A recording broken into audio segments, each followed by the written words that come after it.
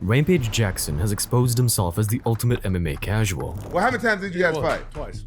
I didn't know. Yet he's part of one of the biggest and most successful MMA podcasts in the world. It's gotten so bad that some fans think that Rampage shouldn't be allowed to talk about recent events in the UFC. This is my first time seeing Islam fight, to be honest. Oh, no way. No, I never seen him fight before this. He's more friendly with the Jake Pauls and Aiden Rosses of the world than he is fighters. I'm fat. Let me see. Wait, why is your belly? Can I touch your belly button? No, hell no. You stay away from my belly button. He's gone from one of the most respected fighters and beloved personalities in the sport to someone who has no idea what he's talking about. So this is the story of how Rampage Jackson outed himself as MMA's biggest casual. As a fighter, Rampage Jackson was known for two things: his wild personality and, of course, brutal knockouts. Because you think about it, man. You got your whole body like this, and he's over the top of your head. That's so much force. Yeah, that may be the hardest anybody's ever been hit in this sport. Yeah, that was, Because look at the amount of travel that he does. Yeah. Bro, you got him like 12 feet in the air. Yeah. Look at that. And he goes straight, and you were powerful as fuck back then. He had a 22-year-long career, fought for the Pride middleweight title, and both won and defended the UFC's light heavyweight title. And in an era before the Conor McGregors and Ronda Rouseys, and before most fighters knew about marketing themselves, Rampage was truly unique. And I'm gonna get drunk as hell. I'm gonna be like stumbling. I'm taking my shirt off. I ain't been this ripped in a long time. I'm taking. He just said, This interview is over. He was this remarkable blend of scary and intimidating, yet friendly and hilarious. And Rampage is here, and Mayhem comes up, and I don't know that they know each other. I don't know their relationship. And he immediately grabs him by the throat, like Mayhem, and he goes like, I'm gonna fucking kill you. But for a split second, I saw like all this just split like violence come into Rampage's eyes, like he was about to fucking murder someone. And then I saw it dissipate. He saw him, he was like, you crazy ass white boy. And in a star-studded 205-pound division at the time that had Rashad Evans, Chuck Liddell, Forrest Griffin, Lyoto Machida, a young John Jones, and many more, Rampage was one of the standout stars in the entire sport. But like many fighters, Rampage didn't have a ton of ideas or options of what to do outside of fighting. After all, the name he goes by in his everyday life is all down to fighting. So after fighting into his 40s with Bellator, life after fighting wasn't straightforward for Jaxxon. It's a hard thing to do. You've seen fighters retire and then they come back out of retirement because we love the sport. And I don't think the fans can 100% understand us. Like, it's in us. Like, especially in my generation of fighters, we're fighters. It's in us. We wasn't fans and stuff. We're fighters, you know what I'm saying? Rampage couldn't quite find his new lane. Whether it was acting in small movies, streaming on Kick, or fighting in some bizarre event where he's stuck next to Bob Sapp, he tried a lot of things. Some are pretty sad to see a UFC legend do.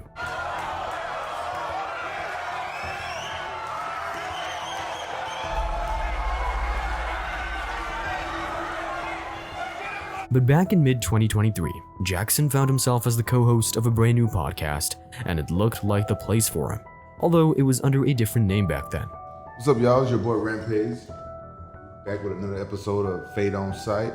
Me and Bear, we up in this bitch with a new guest, Jalen Turner. What? The Tarantula. The Tarantula. Jaxxon isn't a play on words with Rampage's surname like many initially think. Instead, it's a jewelry brand where Rampage's podcast partner Bear DeGidio is the chief marketing officer. This is what's going on here. We're here at the Jaxxon Media House. As you can see behind me, we have an amazing team. This is the team that helps us build this amazing brand called Jaxxon. You know, we've been rocking the jewelry, chains. We've been helping everybody kind of come into the circle. And today we got TJ Dillashaw reuniting with Luke Rockhold. We haven't had Luke on the show in about 6 months. Yeah, you and Luke, y'all broke up then. But y'all back together now. I'm proud of you guys. Okay, so you can joke, but I can't joke. No. Over the years, they've partnered with celebrities, athletes, and most recently, went all in on the MMA space. For Rampage, it's given him a creative outlet after fighting and an incredible way to stay involved in the sport post-retirement. And through the podcast and Bear's help, Rampage is financially doing better than ever. I've only been streaming for 8 months, and I've made more from streaming in 8 months than I did fighting. Than I did in fighting in fucking 25 years. But with all the extra eyeballs and media attention comes some downsides. And there's been one glaring concern for anyone paying attention to the podcast. Rampage Jackson is the definition of an MMA casual. Social media changed the whole game, I'm telling you. And right now, it's only one fighter I don't like. John Jones. No. Ian McGarry.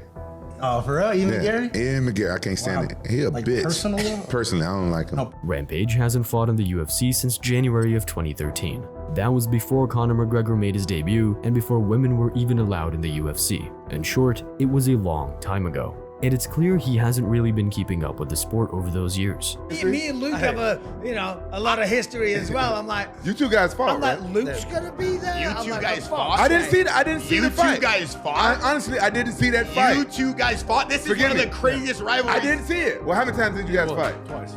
I didn't know. Now, if you're going to host an MMA podcast and bring on active fighters, surely watching the fight is a prerequisite to the job. Sure, Rampage is a former world champion. We're not questioning his knowledge and experience about MMA. But when he doesn't even know Luke Rockhold fought Michael Bisping, one of the most iconic rivalries in the sport's history, you have to question if he even knows who guys like Joshua Van or Giga Chikadze are. Did he beat Volkan Musty? He did. He knocked him out. He knocked him out? Yeah, he knocked him out. I thought he was a wrestler. Wait, let me ask you a question. Who's that? Volk? No. Islam? Islam. Yeah, but he is Islam. striking. No, they had two fights. Oh. He hit him with the head kick. That's But like, was this in Anaheim? No, that was in Australia. I think. Australia. Oh, okay, because I remember Volk fought in Anaheim. Volk Did he- fought Ilya in Anaheim, remember? And We Ilya watched knocked him out. And Ilya knocked him out. with a head kick. No, I think he kicked, no. Ilya knocked him with the hook. And while Rampage's funny personality or listening to his old stories about pride and the UFC are enough to carry the show, his lack of interest in watching MMA is genuinely concerning. Can I be honest? Can I ask you a question sure. about Marab? Did you think that he was Mexican at first? Because I thought he was Mexican all the way up to the day. He looks like small, short. Yeah. The whole time I thought he was Mexican till he came here. He literally admitted he'd never watched Islam Makhachev compete until he fought Jack Della Maddalena. JDM was worried about his wrestling, so it changed his striking style. Now Islam can just pick him apart with his striking, and boom, like even a bigger star. When he can out wrestle him at any time. Like if the guy start, taking advantage of him, like on the feet, okay, here we go, back down to the ground again. Now this is my first time seeing Islam fight, to be honest. No way. No, I never seen him fight Oh, before this. This all came after Bear and Rampage decided to watch the current fights so they could break them down for the podcast. But they don't end up posting their reactions until 4 or 5 days after the fights, something fans in the comments criticized them for. And if you're calling people Ian McGarry, saying you've never seen Makhachev fight, never knew he knocked out Volkanovski, there's some serious gaps in what you know. So trying to break down fights, techniques, and styles is always going to come across as disingenuous. This could all be forgiven, or at least overlooked if the person next to him was super knowledgeable about the sport. But the problem is, Bear seems to know even less about MMA today than Rampage does. So if Bear isn't that into MMA, why did he start a podcast about it? When you watch the Jaxxon podcast, Bear very much plays up to the cameras. He's been accused of sucking up to the guests, stirring the pot, and projecting himself too much into the conversations as the non-fighter around the table. Really, what he's doing is simple. He's just clip farming. Love the confidence, and all I said is that there's room for improvement. There's a lot of room for improvement. That kick's way off balance. There's no way that kick would land. Brother, look at your feet position.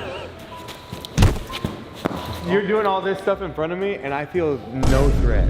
If you just watch the show now and then, you don't really know much about Bear personally, but his backstory is super interesting in its own right. Before the Jaxxon brand, Bear was an air quote professional paintball athlete. As people realize, the more you come in and out, and the more that you play the same elevation of your bunker, that's when you tend to get shot. So always mix it up. When you're in a snap shooting battle, don't just come out in the same spot. Come out a little bit over the top, a little bit over the side, maybe change your elevation, come low, and as you step back, you can realize that there's different parts of a bunker you could play. His father, Gio, owns the company Giant Sports, which operates 4 of the largest and oldest paintballing parks in California. And much like Bear, a huge part of their marketing is networking with influencers, athletes, and celebrities. What is the name of this car? 2018 Huracan Paul Formante. Just let it be known that the word's got a lot of syllables in it, you know what I'm saying? There's a lot of names in it, but it's out there. Go Google it if you don't know what it is. The stats I don't know about, you know what I'm saying, but the feel's insane. It's the second fastest car in the world right now, production car. Second. If you're not first, you know what I'm saying? You're second. Let it be known. It's the side of Bear that has landed him in a lot of controversy amongst fans of the podcast. They claim he manipulates himself into famous circles, uses daddy's money to further his career, and is an outsider of the podcast who forced his way in. It's why he gets criticized for glazing every fighter that comes on the show. The most requested guest on the Jaxxon podcast. And it's been a while since I've said that because I said we're only gonna say it when it actually means something. Ladies and gentlemen, the one, the only, Mackenzie Dern! The top Reddit post about the show is literally someone saying it'd be a million times better without Bear. But in truth, the Jaxxon podcast is Bear's podcast, despite it appearing to be Rampage's project. In all likelihood, Bear pays Rampage, pays the guests, and runs a lot of operations himself. Although there's speculation a lot of the money comes from Bear's father, who himself is very wealthy. And in its early days, the podcast actually ran without Rampage being involved at all. Hey, don't mess with me. I got Chuck Liddell with me, and they thought I was messing around. It was like a movie. You kind of just stood up from the bench. We were at a club we used to always go to, and everybody kind of freaked out, and you're like, don't mess with him. And everybody kind of just looked at you, and I was like, hey, he'll kill you. And then you didn't say anything, and I was like, oh, maybe he will kill them. And so I kind of stopped too, because I thought you were going to kill everybody. But at the very least, Bear's business acumen probably led him to realize that the show needs some actual MMA insight to continue being successful. After all, if Rampage isn't really watching the fights, there's only so many times fans can listen to old stories before it becomes stale. That's the reason why TJ Dillashaw, someone who might not be wildly entertaining on camera, but has exceptional MMA knowledge, is appearing more frequently on the show. You have to be able to change on the fly because the game plan never goes the way it's supposed to perfectly, right? So you got to be able to change from round to round. Like when I was fighting Garbrandt and I couldn't catch him in that first round, every time I feint, he'd run away and he was creating too much distance and he's fast as fuck. So sitting down in the corner, not only my coach, telling me like, stop setting up my kicks, just throw them.